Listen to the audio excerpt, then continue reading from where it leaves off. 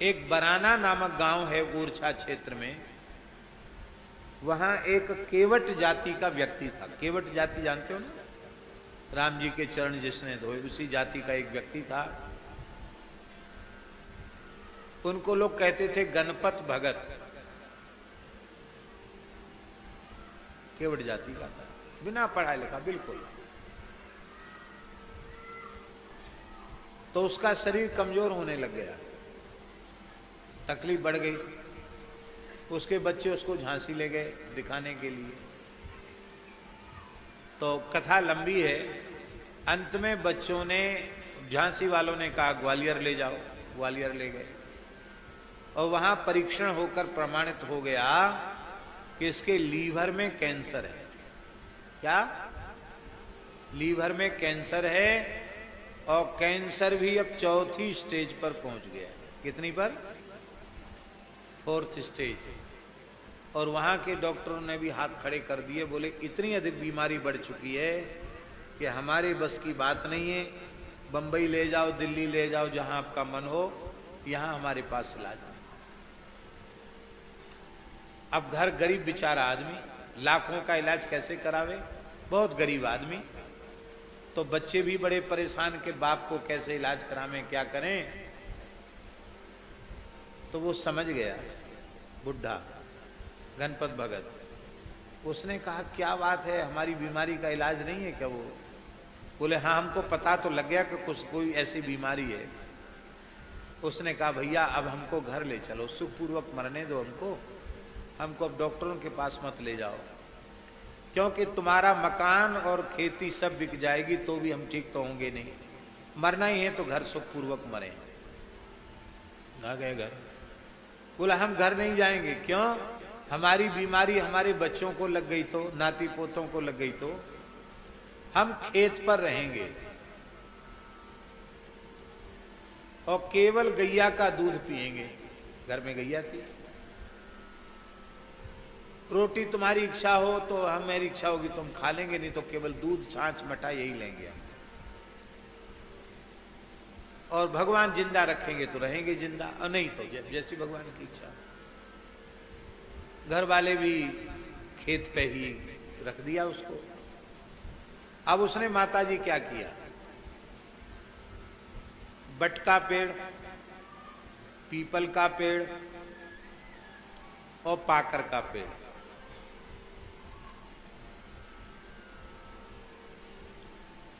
But के पेड़ को उस पे घरुआ बना के उसमें पानी भरता और कहता हे भोले बाबा। बट का पेड़ शिव जी का रूप होता है। हे भोले बाबा हमारा रोग बीमारी ठीक करो, हम राम राम करें, भजन करें। और उसी जल को चरणामृत के भाव से ले लेता और थोड़ी सी मिट्टी पेट पर लगा लेता, परिक्रमा कर लेता। पीपल को भगवान विष्णु मान करके परिक्रमा कर लेता, उसके जल को पेट पे लगा लेता, थोड़ा पी लेता। पाकर, लक्ष्य जिसको कहते संस्कृत में, पाकर के वृक्ष को ब्रह्मा जी का रूप मानकर पूजन करता, नीम को देवी जी का रूप मानकर पूजन करता। इस तरह से वो वृक्षों में ही देवी देवता की भावना करके वो पूजा करने लग गया। तो उन वृक्षों की मिट्टी थोड़ी थोड़ी पेट पर लगाता। थोड़े दिनों में उसका स्वास्थ्य ठीक होने लग गया, उसको भूख लगने लग गई। तो पहले दूध और छाछ लेता था स्वामी जी, फिर धीरे धीरे रोटी खाने लग गया, शरीर तगड़ा हो गया। तो कहा एक बार डॉक्टर को दिखाओ तो सही, कहीं और कोई नई बीमारी तो नहीं हो रही, शरीर तो इसका बहुत तगड़ा हो रहा। फिर लेके गए। अब की बार माताजी ग्वालियर में डॉक्टरों ने परीक्षण किया तो वे आश्चर्यचकित हो गए, इसका कैंसर सर्वथा निर्मूल हो गया, कोई बीमारी इसको नहीं।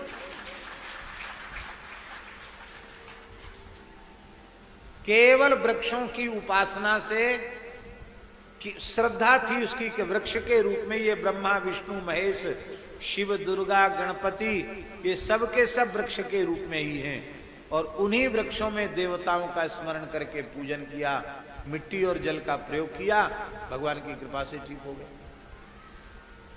फिर वह बोला अब हम घर लौट के नहीं जाएंगे। क्यों?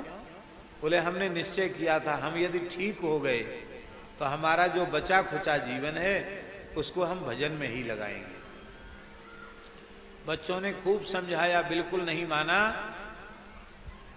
वहां से पैदल चलकर वृंदावन तक आया। हम समझते लगभग 60 वर्ष की आयु होगी, 60 साल की आयु में पैदल चल के वृंदावन तक आया। महाराज जी को सारी घटना सुनाई और फिर साधु बन गया और इतना भजन किया। मलुक पीठ का सबसे पहला गो सेवक वही था, ग्वारिया। इतना प्रेम गायों से करता था, लगता था गाय इससे बातचीत कर रही है। एक दिन महाराज जी से बोला, भक्तमाली जी से बोला बुंदेली भाषा, महाराज हम आओ मन इतने नहीं लगत। अरे वृंदावन में मन नहीं लगता तो कहां लगता? बोलो हम आओ मन तो राम राजा सरकार और छा में लगो। महाराज जी बोले बहुत अच्छी बात है। उस समय ओरछा में जगह ली गई थी, उसको ओरछा भेज दिया गया।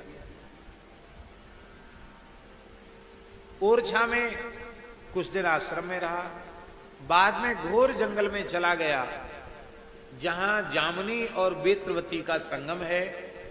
वहां एक पुराना हनुमान जी का मंदिर था, खुले में। वहीं बैठ गया, वहीं फूल तुलसी लगा ली, बिल्व पत्र लगा लिए और बढ़िया बढ़िया सुगंधित पुष्प डलिया भर के राम राजा सरकार को रोज जाकर देता। वहीं से उसको ठाकुर जी का राजभोग मिल जाता, 24 घंटे में एक बार पा लेता और वहीं ठंडी गर्मी बरसात सहन करता हुआ वहीं रहता। भर भर के घड़ा तुलसी सींचता। और आपको सुनकर आश्चर्य होगा कि बड़े बड़े ब्राह्मण पुजारी वो उसमें श्रद्धा रखने लगे, इतनी उसकी तपस्या और भक्ति बढ़ी। एक दिन की बात है कि वो निर्जला एकादशी थी, वो आया नहीं, फूल तुलसी लेके नहीं आया। तो पुजारी जी को बड़ी चिंता हुई कि गणपत भगत क्यों नहीं आए भाई, गणपत बाबा क्यों नहीं आए। तो जब राम राजा सरकार की शयन हो गई मध्याह्न में राजभोग के बाद, तो वो पुजारी जी खुद वहां पहुंचे जहां वो जंगल में रहता था। तो क्या देखा कि एक शिला से टिक कर के वो बैठे हैं, एक लंगोटी लगा के, 12 तिलक हैं, हाथ में माला झोली है, 1000 माला, और तुलसी के बगीचे में बैठा है, 12 तिलक लगाए और भजन करते करते भगवत धाम चला गया। बैठे बैठे देते।